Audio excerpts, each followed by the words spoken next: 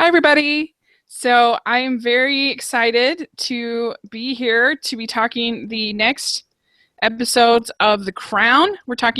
We were sick last week.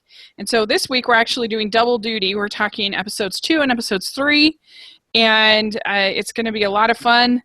And I'm joined by my friend Tom. You want to say hi? Hi, everybody. Yeah, and so I have the chat room open. If you want to add any comments, feel free. We had some great comments on our first video, and that was really, really fun. So I look forward to your insight in this one as well, especially since we're taking on 2 of the episodes. And so I'm going to do the questions for episode 3, and Tom is going to do the questions for episode 2.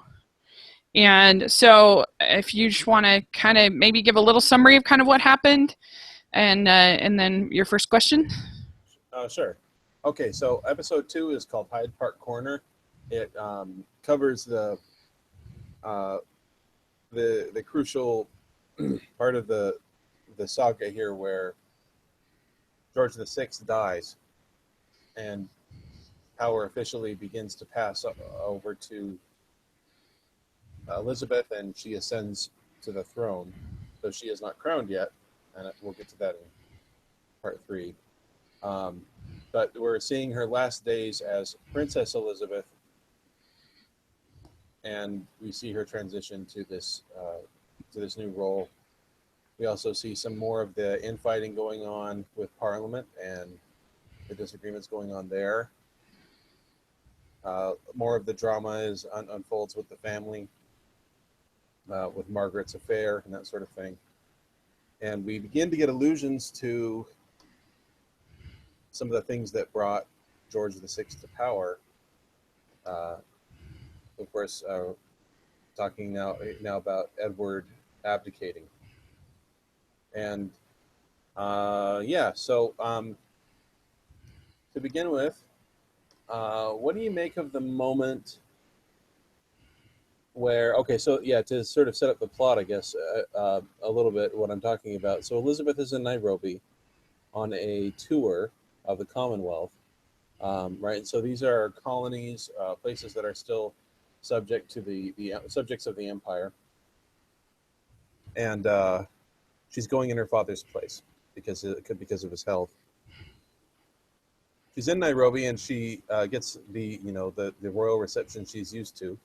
I like that moment where the boys are running the ostriches off the runway to make way for the plane. They're in the cold open. But they're walking into their bungalow where they're being received, and there's a boy there with flowers, and he doesn't want to give them to her. What do you make of that scene?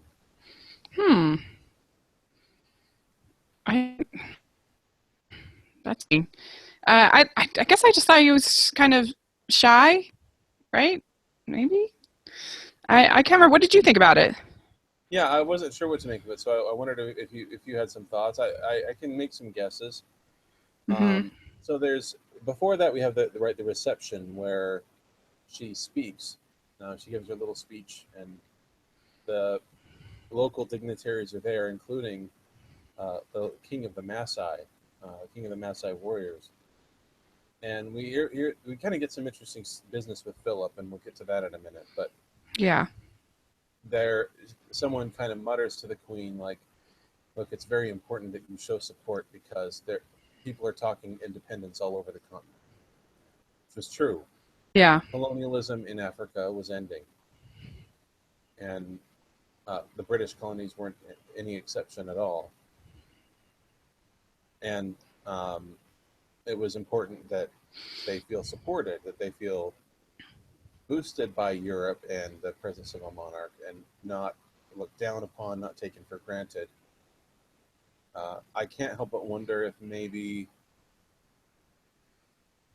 that kid sort of reflects what's going to happen with Nairobi, with what's going to happen with colonialism in Africa. Yeah, Those things like that are not accidents, right? They don't just put random business like in there like that for no reason. that's true. And they seemed very eager to help her in a way, but also like kept putting her in these sort of hostile kind of environments in a way too, which was interesting, I thought. Yeah. Yeah, not maybe not totally hostile, but kind of quasi hostile. And yeah, you do get this sense that yeah, she's um, this bewildered kind of figure in a yeah. And yet too, it's that you get the sense that they're on vacation, they're on a holiday, right? And that Philip tries to give her that feeling, but they're just on a fun trip. Hmm. And so, and actually, let's go ahead and talk about Philip. What did you think about Philip in the reception scene? Yeah, um, I they didn't play up the Philip is uh, difficult kind of angle as much as I thought that they were. But I really felt like it seemed like they were pretty much they were happy. I sort of felt like this was sort of the calm before the storm. A lot of this that Yeah, they seemed kind of happy together, and they're just sort of in awe at the animals and in awe at the tribal people, and just everything they I don't know. He even seemed a little bit like kind of goofy and kind of flirty in a way. yeah, Um, playful. Yeah, yeah, yeah, to me. So there was that scene where he calls um, the uh, the the crown, the tribal crown, a hat. yeah, So that was sort of awkward. yeah. uh, You got this, yeah, and that moment where there's this warrior, and he's like, "Oh, where did you steal that one from?" Right. At first, they're complimentary warrior to warrior, talking about medals, and but then the smile on the guy's face just drops when he goes, "No, where did you steal that one from?" mm, Where yeah, and then it's suddenly like, "Oh, that's what this is." Okay, yeah. yeah, And it's really too bad. Like so. One thing I will say about the way they handle Philip in this one, he does get a lot of action, and there's a lot of interesting stuff that happens with him in this episode. And one thing I can say is that like it's definitely not black and white with him, right? It's not like, oh, you just hate his guts or what a jerk. There are moments where you feel that way about him, but then there are moments where you're like, what an interesting guy, or oh, I didn't expect him to do that. yeah. Like he never becomes unlikable. I don't think he never becomes somebody that you're just like, oh. We'll talk about somebody who's kind of unlikable in the next episode, but Yeah, but but yeah, I think he never he always seems that his intentions are good, and that he's just a very human character. yeah, So and so I think, and a lot of that goes down to Matt Smith. He's just so good, I think, in the part. Uh, yeah.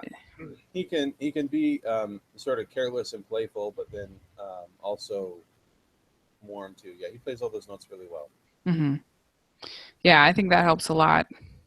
And it just seems like it's the first time, and maybe the only time, we'll see Elizabeth really like having fun with those animals and some of the things that happen on the safari. Right. Yeah. You can definitely see that she's kind of in this state of bliss, and then later too, to contrast it, on the way home, after they've gotten the news that the king has died, she apologizes to him, and he goes, "You're apologizing to me?" And she says, "Well, yeah, I thought this would last a bit longer." And we Um, did have one question real quick from Cameron Cartmill. He says, if you could give an age rating for the show, what would it be? What do you think? You're a parent. What do you think? uh, I think it really depends on your kid. There's a scene in the first episode that um, I would plug my kids' ears, but because of the language. But Hmm. And you do see otherwise, there was nothing offensive in it. Now, I think yeah, actually most of the age restriction is in regards to like how mature are they? How interested are they going to be in this? Um, yeah. there's that aspect too. No one's getting punched or shot. There's no, grouse are getting shot. That's about as violent as it gets. Um, and Yeah, I mean, I trying to think. I mean, I'm no I expert at put it this, but maybe I would think, around 9 or 10. yeah. I mean, if they're old enough to sit through a Jane Austen movie or something, or Downton Abbey episode, it's certainly it's less um, Right. mature than the Right. Downton Abbey, I would say. And I was noticing too in Hyde Park Corner that there's some.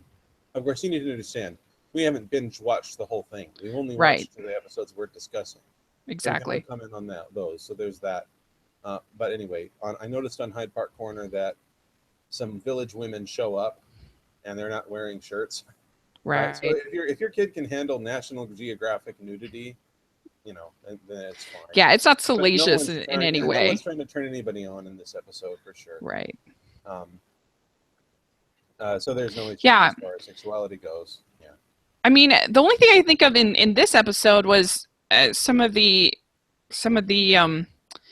repairing of the body was pretty. That was pretty intense. That was a little on the graphic side, yeah, but also also appropriately so, I thought. Yeah. Yeah. Yeah, I think you're right on with that age. And like I said, if they can handle Downton Abbey, they can handle or Sherlock or a show like that. I think they can handle this no problem. Yeah. So good question. Anyway, yeah, and I don't know, it was just really fun. And boy, you saw the budget in those opening scenes in Africa. It just looked lush and Yeah. gorgeous, and Well, and obviously they got someone to handle big animals. yeah. So yeah, that was kind of interesting. How did you like what did you think about that scene where Philip sort of dashingly protects the princess from the possibly charging elephant? Yeah, I liked it. I really liked just that whole. I liked how they really saw that they were a happy couple. They really did love each other, and I mean that's one thing that I didn't know going into this whether they had a real like connection. I had no idea, and so it's been really cool to see. And I like the way that Elizabeth is so thoughtful about her husband. Like she doesn't like she's very aware of everything that she's asking him to sacrifice, and he doesn't have to remind her of that, which I think is part of what keeps him likable. Is that he is the man of the family. I guess he is he's standing, and yet she. I don't know. I just think that if she wasn't the way that she was, then he would have a much harder time. If that makes sense. Yeah, I agree. And Mm-hmm. I thought that scene was interesting because I think it sort of foreshadows the way he's going to be handling his relationship with the whole royal family. Not just That's true. Elizabeth. That's a good point. There's that great moment where he's saying, "Oh," he's sort of backing off. He sort of made his point and just got the elephant's attention, and then he is trying to calm it, and he says, "You're the king. You're the king." Right. So he's saying, look, I get it. I'm on your turf. Nevertheless, like, I'm trying to keep you from. I'm trying to keep you from hurting anyone, from letting your power destroy anybody or anything. But I recognize that the power is yours. Right. So there's a certain amount of humility there that's endearing. Hmm. Yeah, But, that's true. And when we're kind of, I guess we're sort of, it's hard to talk about this without jumping around the place a little bit, but when he tells her the news, that was such a lovely moment, I thought. yeah.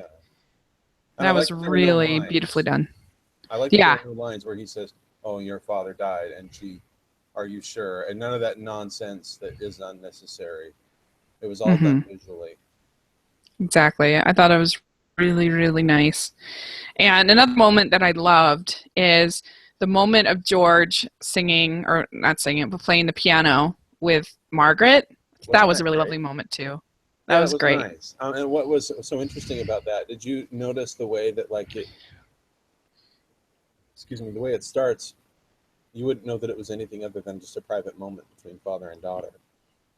That's But true. about Good point. almost to the end of the song, suddenly you realize they're in a room full of people.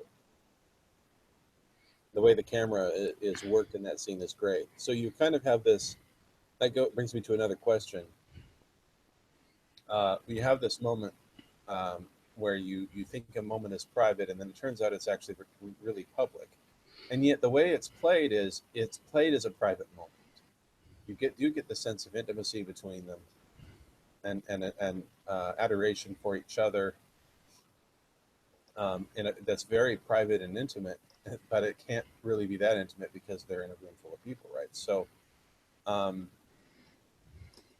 are there other scenes that stand out to you along the same lines, right? That talk about that tension between the public and the private aspects of their lives? Hmm.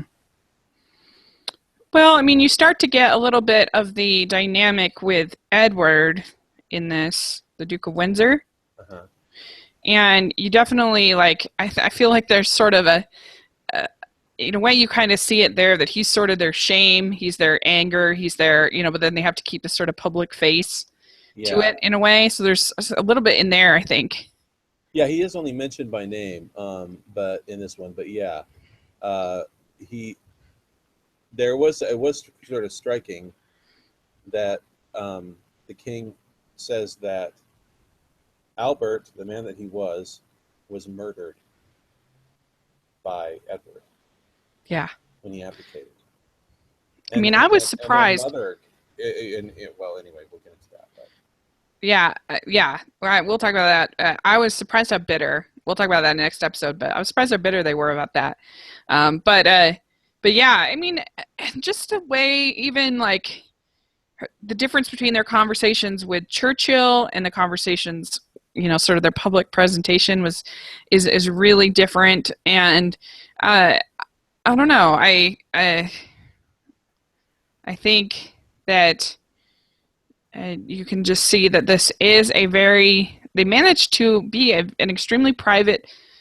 You wouldn't think that it would be possible, especially, I mean, especially now, but like you wouldn't think it would be possible for a monarchy to still be a private family, but it seems like they were able to do it, especially back then. yeah, it seems like though that it's clear that they have to fight for that privacy fiercely if they want to achieve it at all. Very difficult to maintain. And there's that whole scene where that whole business where Churchill gives the code word Hyde Park Corner. The reason for the code word uh, is to try and rush the news to all the family so they don't hear it on the radio. Yeah, that's true. I And with wanted to come. Elizabeth, it was practically impossible. And it looks like they just barely scraped by and managed to do it.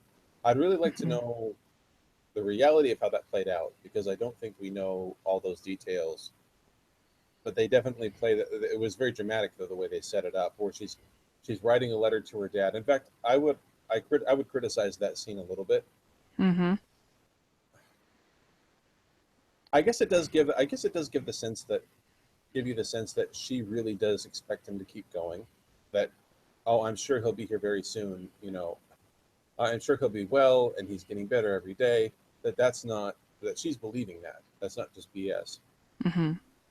Yeah, one quote I found, the EW.com has some really good articles on each episode. Huh? And I like it. They say, the crown is not only interested in the interior lives of the royal family, but also in how the people react to them, which I think is really true. And even though Kenya is under the thumb of the British Empire at this time, its people are ecstatic when Philip and Elizabeth arrive and mourn when they learn of King George's death, which isn't unlike what would happen when royals visited the colonies. My mother grew up in Guyana, a former British colony, and she remembers when Queen Elizabeth II visited in 1969. And she says, when the Queen visited Guyana, there was a lot of fanfare and children put on performances for her. It was a very big deal. And she asked the question, but is that adulation any different than how we treat the royals now? Which I think Right. is kind of interesting. Yep. Yeah. Everybody loves it. Everybody is happy to see them. I mean, you get um, Republican small r malcontents that uh, within British politics that aren't so happy with them. But Yeah. generally, it's how can you be offended by them? I mean, they really don't. The Constitution, small c, uh, does not allow them to act like despots or anything. So there's very Right. little that they do that would affect the life of the people negatively. And in fact, it's sort of I would argue that it's sort of built into it's wired into us to uh, see the king or the queen as important. Yeah. Yeah, I mean, I think the only thing you can even compare to maybe in America is like you have like UN ambassadors or something like that, like somebody who's like their job is just to kind of go around and help people. Right. I know that like Audrey Hepburn at the end of her life, she was a UN ambassador and she just went around and like took care of orphans and stuff like that. Like something like that, like is the Right. only thing I can think of. It's kind of similar. Yeah. No one goes to pick at people who are feeding orphans, really. So yeah, Exactly. Um, yeah. No, that's a good insight. And yeah, okay. So let's move on to Churchill for just a minute. You didn't. I know you didn't like John Lithgow in the first episode. Any change there, or do you still just not like him? Yeah, he's grown on me a little bit. I just feel like he should be more British. That's the only thing that catches me off guard. The fact that he just doesn't sound like a British person to me that much. He sounds American to me. Yeah, which is funny since he is British. But yeah, it's kind of funny that he comes across that way to you. Is he British, Lithgow? I didn't even know that. Yeah, he is. Okay. He's British. But anyway. I wonder why he made that choice then. Maybe that's the way Churchill really sounded. I have no idea. He's trying to sound like Churchill, honestly. And keep in mind too, Churchill's mother was American. Oh, I didn't know that. Yeah, so it was one of those situations where his father's family had an estate that was eating them alive, to maintain, and it was one of those old family arrangements or old families that was running out of money, and so he married a rich American girl, and it put them on their feet. Okay, I didn't know that. Yeah, so it's like in Downton Abbey. Yeah, and that turned out to be very important as far as the relationship with the United States. Churchill was always very affectionate towards the United States, and was among the first to was the loudest voice in Roosevelt's ear before Pearl Harbor to try to get America into the war. He knew that America was important, and also too, we see in this episode, his eyes are fixed on America and what America is doing because of the Cold War. He's still kind of fighting World War II because it's comfortable.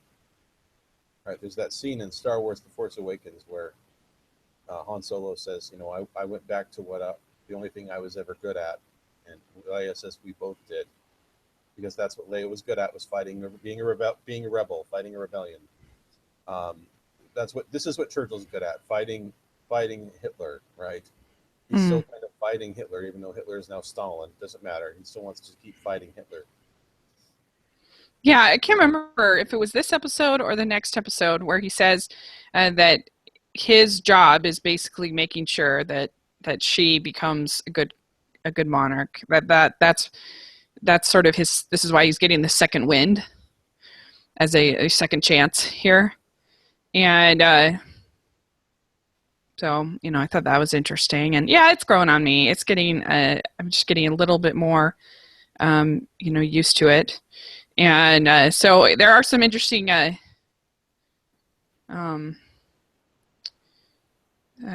Things. What did you think about the Margaret and Peter situation?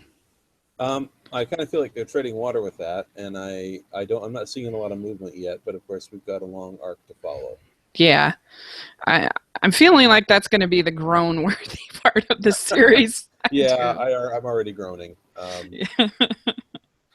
Yeah, I don't know how accurate it is either. I have no idea. Some of it is just giving her something to do, other than being, Elizabeth's sister. Poor thing. Because he's just told not to take the job or stay on the job, but he does anyway. Yeah, and all the people catching them,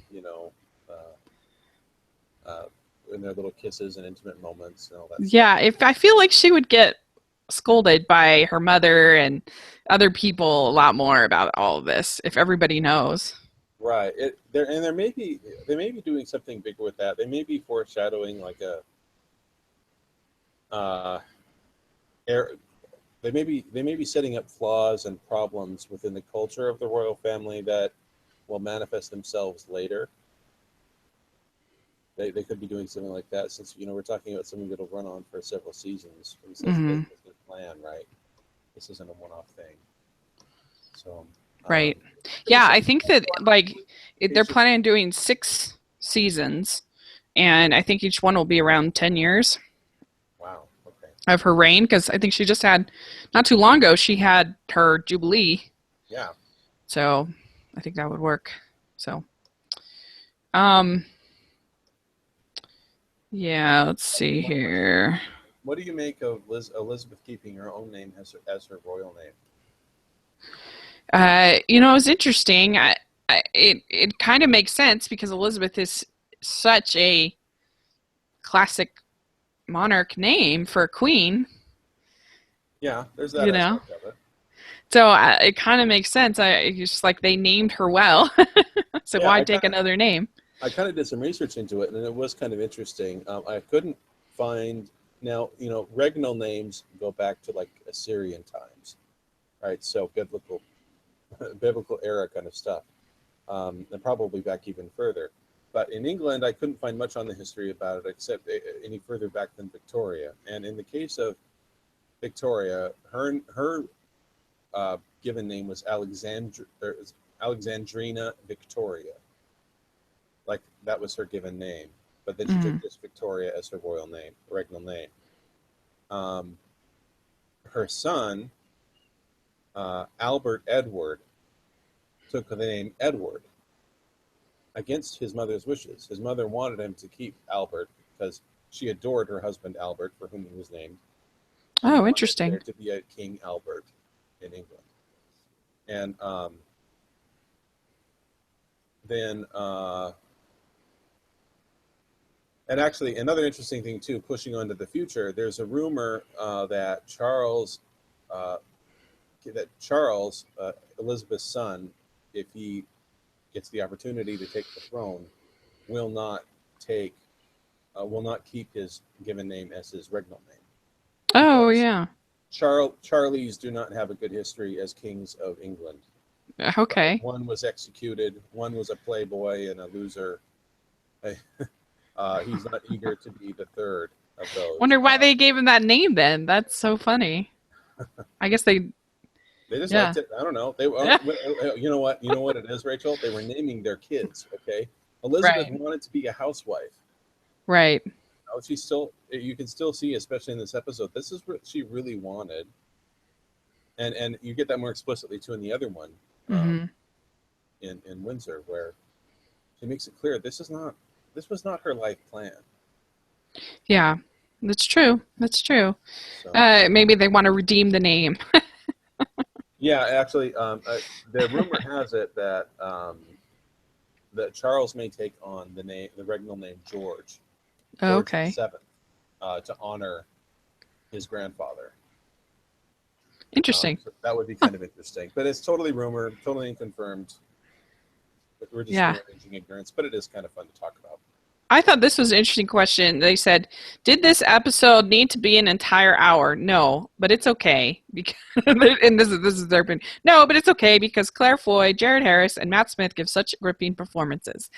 And I have to say, I agree. I think that one of the great things about TV versus a movie is that you really have time for characters to just sort of breathe and spend time with characters. Like, you don't need every episode to be super plot driven, and certainly a lot happens in this episode, but you just can have sort of just moments of characters sort of just sitting and thinking, and just getting to sort of feel like you're part of their world because you Yeah. just spend more time with them than you would a movie. Yeah, as an So, English major and as a lover of the novel as a form, I'm loving long form TV. hmm I'm loving that some of those, that pacing and the forms that are of literature are making their way into television. I welcome it. It's great. yeah. But yeah, one other point I wanted to make, and then I think we can kind of wrap this up because I don't have much more to say about this, hmm episode. I felt like Elizabeth keeping her name. Now, the reason she gives is, let's not complicate things unnecessarily. I think what she's doing there is, I think that's a way of her consecrating herself to her role.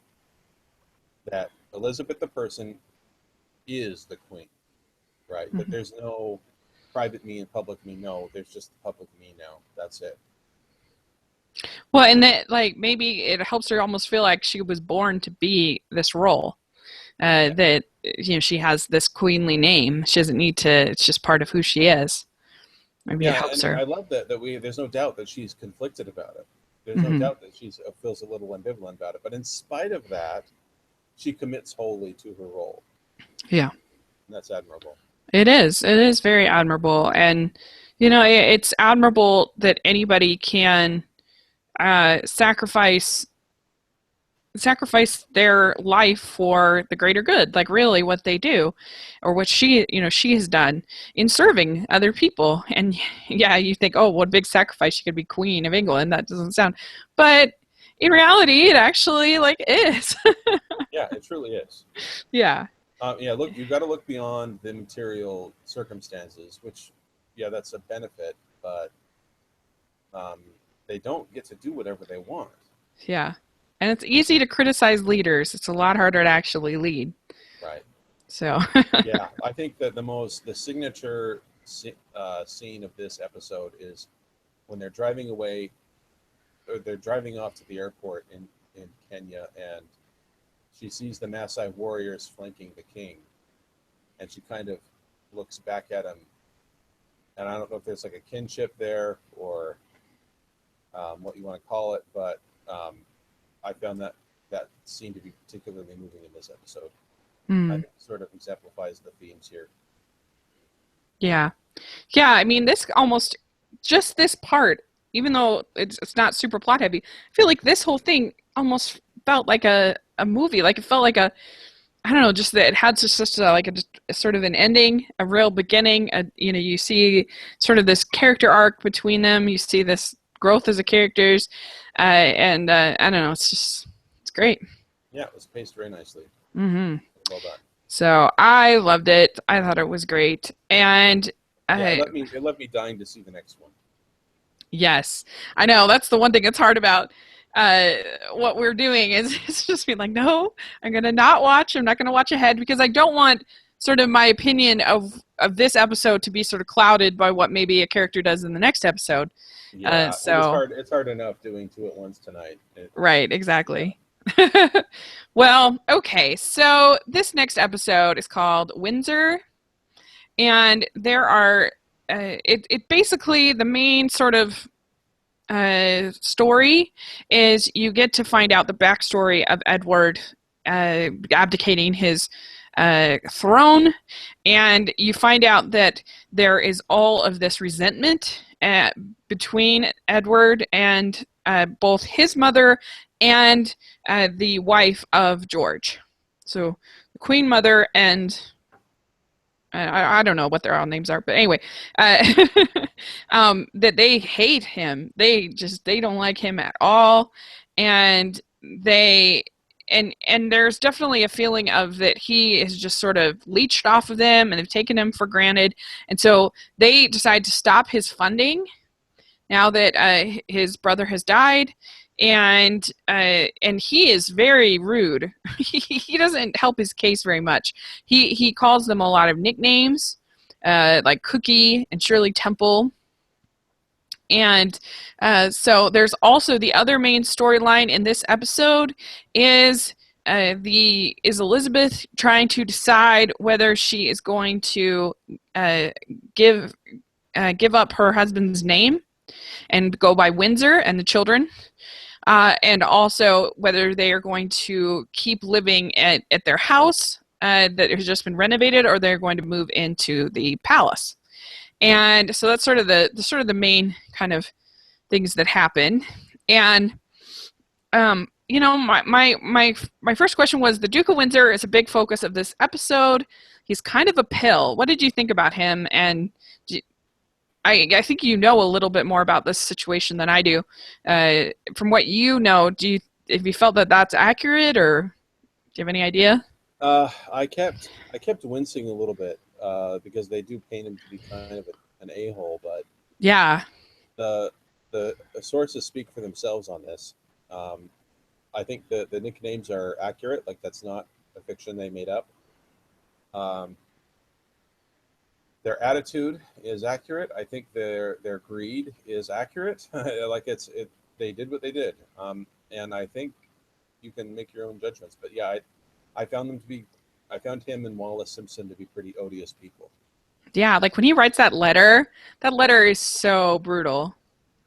Yeah, it's ugly, and Yeah. that I couldn't help but wonder if it was an actual letter. It's hard to tell Yeah. because I imagine that much of that is very private and still has been kept private even after all these years. Like it's so weird for me to think like here you've had people that have been supporting you. You haven't had to do it. Like what does he had to do? Right. You know, like all these years and he claims, "Oh, we've been scraping by on nothing." And you're like, "Yeah, right."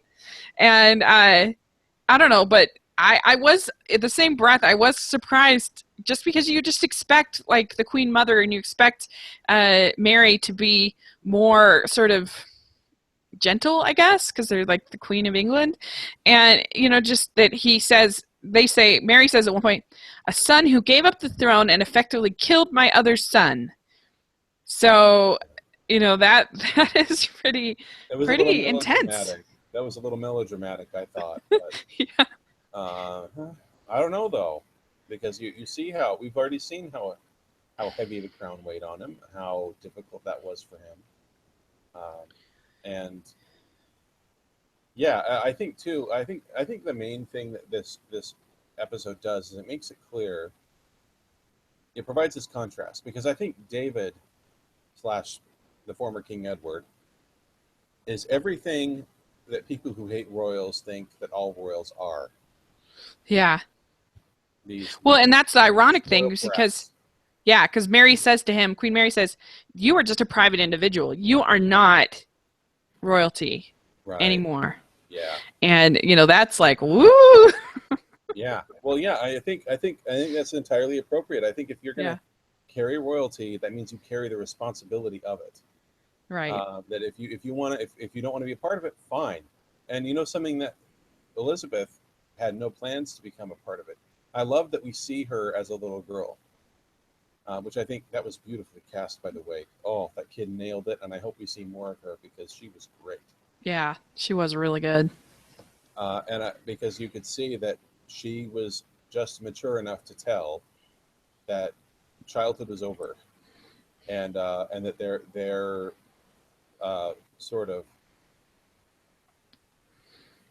their sort of Edenic separation from the falderal of royalty was over. That they were now in it full throttle, and there was no getting out of it. Hmm. Yeah, I mean, I guess they were kind of lucky. I was just thinking about it that the difference between you know, in watching the Queen, and they're kind of cold about Diana too. You can tell there's really not any great love lost there, but they kind of have to love her because the people loved her so much. And I guess they're sort of lucky with Edward, I think, because the people weren't, I guess, as attached or as particularly attached. But I mean, they have put George on this pedestal. I mean, they describe him as being the perfect son, the just this angel to his mother, just just the ultimate person. Like, wow, I mean, that I guess you really do see that. I guess in King's Speech and other things, you know, that he's a really good man. But I don't know. It's just interesting to see they've really made one son the devil and one son the angel. Yeah, and so I'm always uncomfortable when that kind of dynamic appears in a family because no one is all one thing or all the other. Yeah. Uh, The only moment of softness that you get with Edward is when he's talking to Churchill. I think it is. yeah, Yeah, and he says you were the only one that kind of understood where I was coming from. And, you know, I mean, you had to think that that must have been just an insane scandal for him to not only yes, abdicate the throne, but also with a divorced American woman. That must have just been crazy. yeah. He crossed so many lines. Yeah, uh, and I think it's just yeah, it's a total. What you see here with Edward is a total commitment to enjoying all the benefits of being royal, and none of the responsibilities. Yeah. Yeah, I mean, he describes them as ice flamed monsters at one point. You're just like, geez. Yeah. And describing his mother as fat, and that's why he calls her Cookie, is because she's fat. Yeah, You're it's just like, unbelievable. geez, Yeah. what on earth? Fat and common. Yeah, he's referring to her Like, as. no wonder they don't want to help you. Like, you're making it so hard to feel any kind of sympathy at all for this Yeah. character. That's for sure. And so, anyway, it's interesting. I thought interesting character because on the surface, the story almost sounds like it sounds very romantic. He could be the hero if it's painted on certain light, and maybe he saw himself as the hero, going Oh, after sure. love and everything like that. But the way that he treats people, you can't like it. But Mhm. I don't know. It's interesting. Well, and I think that one thing I thought that was fascinating too. I noticed that Elizabeth actually, I think Elizabeth has some comedy with him, like with the T. I think she has some. Yeah. Uh, she's not entirely ready to jump on the family bandwagon of just hating his guts. I think in the end she does kind of despise him because he is what he is, but she kind of gets it too. Yeah, like the scene with the pugs. That was really good. Oh yeah, that was funny. Yeah. That was so funny. Yeah, and so she's like they're very gassy animals. Uh-huh. Yeah, but actually the scene, I'm thinking of the scene where he first is talking to the three of them, Margaret and Elizabeth and Mary. Um, and Margaret and Elizabeth are just shooting, or Margaret and Mary are just shooting daggers at him.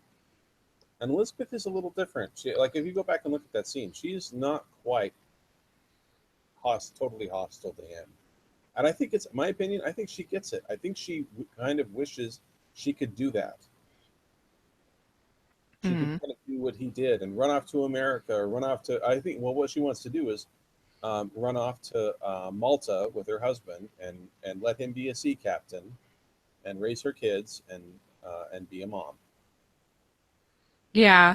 I mean, that's what's really sad in the last episode, they're making all those plans about, oh, we're going to, what can we do? And you can get your position again and everything. And nope, they can't do it. But yeah, that I think there is some truth to that. Also, she, uh, I think that she realizes that what it takes, I guess, to keep a marriage happy and everything. Maybe she's a little bit more sort of sympathetic, a little bit. Maybe some of these other things. It's not like her husband was somebody who was like an obvious choice as far as his position and his, I don't know. So maybe she's a little more sympathetic in that way. Yeah. But so okay. So the other main conflict is about her name and living at the palace, and this is a big deal because she basically makes a commitment to Philip that they will keep the Mountbatten name and that they will stay at Credence House. And the problem is that just the queen lives at the palace, like that's just the way it's done, and she's not able to kind of make that decision completely by herself. Like it has to go before, I guess, Parliament, and it has to be sort of decided. Is that was the impression I got, at least. And Churchill is very against this, and he basically says, like the name of the Mountbatten name is a is just the adopted name that he got. Like I have it written. I have it here. It's, that his real last name is Schleswig Holstein Sonderburg Glucksburg. Yeah, they're old European blue bloods. His family, Yeah. multinational. Right. It's sort of alarming, that scene where Elizabeth's grandmother starts talking in conversational German, just like she was born speaking it. Um, That's you true. have this feeling that oh no, they're strictly English. Not so. That there's a lot of intermarrying and um, royalty being passed around Europe, and I mean, yeah, King Edward of England during World War I was the cousin of Kaiser Wilhelm, right? So he was shooting at his cousin's people, and vice versa. You know, Right. in World War One. That was sort of a weird Hmm. Civil War kind of horror of World War One. Was that in terms of the royals, it was a civil war in a weird way. But anyway, I won't get off on that tangent any further Interesting. than I already have. Yeah, like she tells Churchill, yes, I am queen, but I am also a woman and a wife to a Yes. man whose pride, whose strength were in part what attracted me to him. I want to be in a successful marriage. I would argue stability is in the national interest. So, that was pretty interesting. And the fact that she ends up kind of giving in after saying this statement is kind of interesting. Yeah. Because I think in the end, at least my impression was that she really didn't have any choice. Like this was decided by the parliament, I think. And then she had to, she kind of had to agree with it.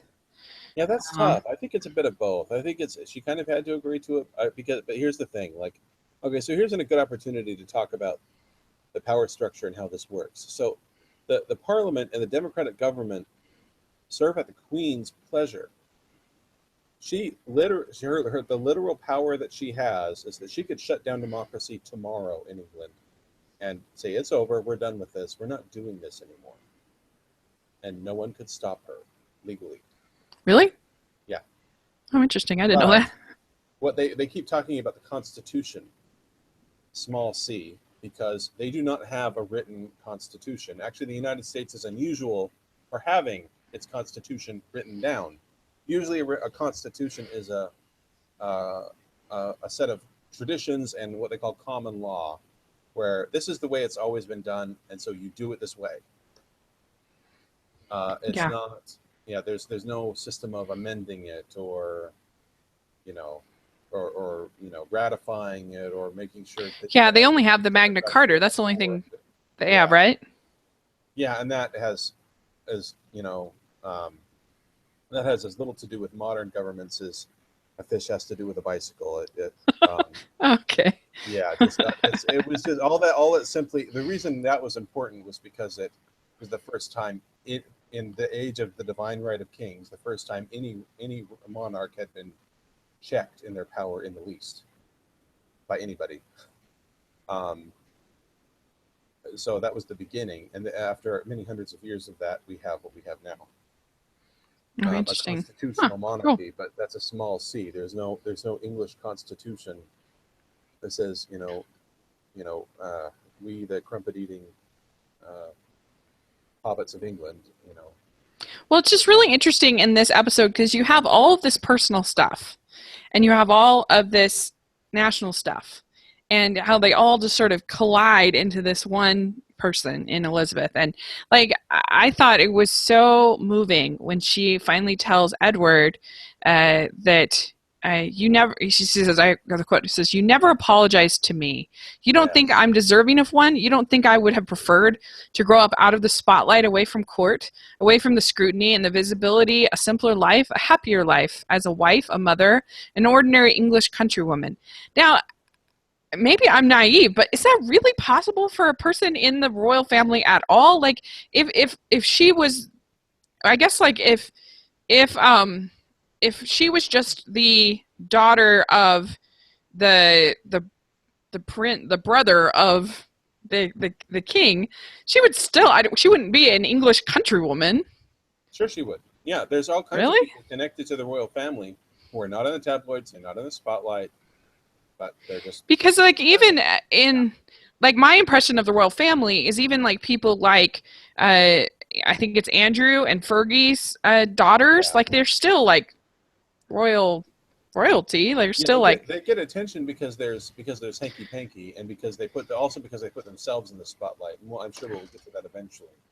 I would not describe them as English country women. Like that just surprised me. I was like, really? She really would just be like, because my impression of sort of the whole royal family is that everyone has some, whether you're like an earl or a duke or whatever, like you have a position, you have something that you're asked to do, and so it's not like, I don't know. That's interesting. I that was just my impression. Well, look at it this way. I mean, everybody knows Paris Hilton, right?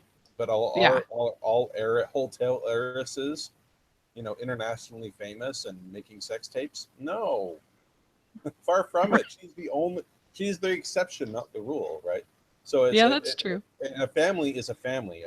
There's tons of people connected to them, including most of our presidents through like a distant ancestor, um, right? So uh, there's tons of people connected to them who are just people living their lives, you know. And I think yeah, that's plausible. I have no problem with that idea at all. Interesting. Okay.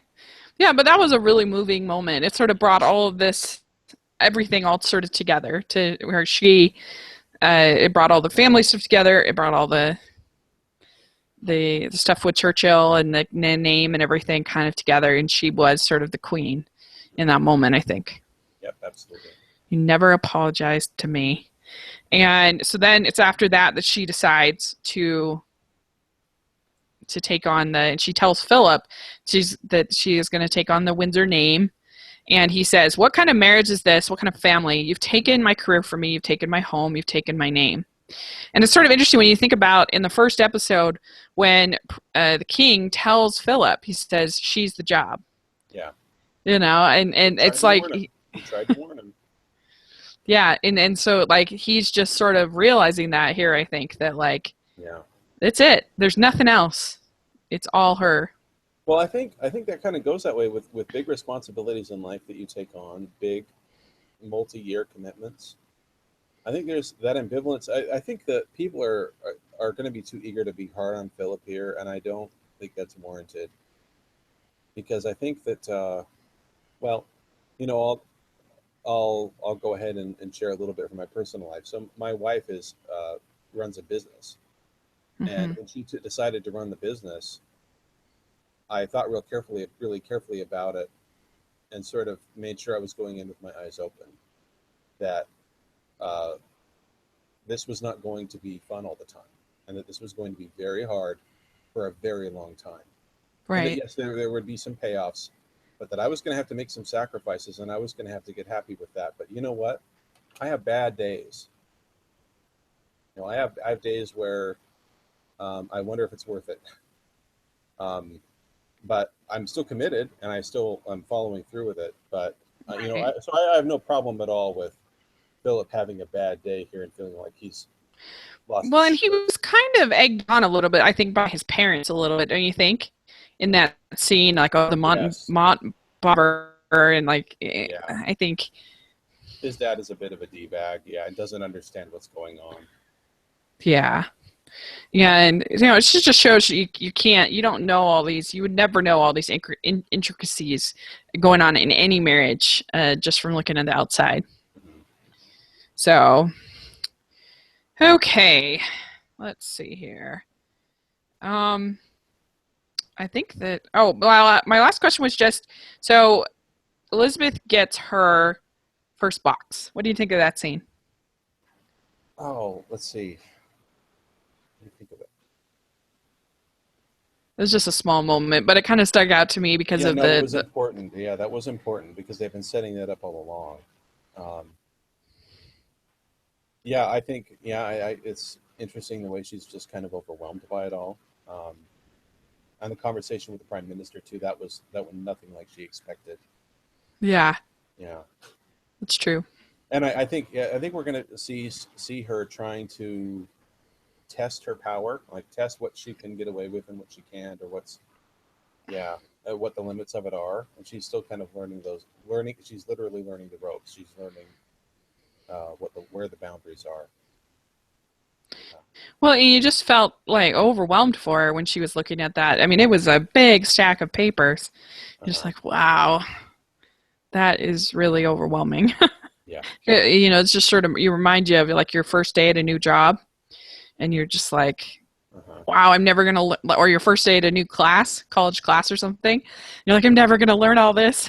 Right, yeah. How am I ever going to get all this? Yeah, she's not lounging by the pool at Buckingham Palace, right? No. Yeah. So, yeah, I guess, do you have any other thoughts on this episode, or maybe I'll stand out to you? Oh, boy, yeah. I'm trying to not get them mishmashed in my mind. I know that's a No, but downside. I like Hans Zimmer's music in this. There was I'm seeing more of those like montage kind of sequences where his music starts driving the feeling. Yeah, I found out actually, this was one of the great comments on the last video, that I guess Hans Zimmer wrote the theme and one of his like proteges, and I forget the That's name, interesting. Okay. wrote the rest of the music, but that is very like he's from the school of very associated with Hans Zimmer. Okay. So Well, that was interesting. But yeah, the score was really great in this and in the last one. Which one do you prefer? Which one do you think is the better episode of TV? Episode 2 or episode 3? I can tell you, EW gave the episode 2 an A-, and they gave episode 3 a B, which is interesting. Huh. Well, I thought that, yeah, I think episode 2 was more important. Like, I think 3 you may be able to skip, but episode 2 you just absolutely not. It's too essential. Yeah. To the grander story. But even still, with 3, I would be reluctant to say skip it because you need to see what Elizabeth could have done and didn't. Yeah. Oh, definitely have to see it. It's really good. I would pick 2 as well, just because of just that moment when they're playing the piano. I think is so good, yeah. And the moment when she finds out that scene is so well done, perfectly executed, I think, and it's just I just think it's very well executed. That second episode is really good. That third episode is you have to hang out with some really loathsome people in it. Yeah. The focus on Edward. Antagonists, yeah. I hope that we don't get that much more of him. I feel like we've kind of, gotten enough. Oh yeah, we got too much more of him. It's like, yeah, okay, we're caught up now. Yeah. Go back to Baltimore, or France, or wherever you're hanging out. Yeah. So, all right. Well, this has been really fun. Yeah. And so, where can people find you? Online, tgunwriter.com. On Twitter at Elmano Roboto. Awesome. Thanks so much for doing this, and I look forward to comments and that we'll get. And yeah, thanks again, and we'll look forward to seeing episode 4. And so I want to go watch it right now.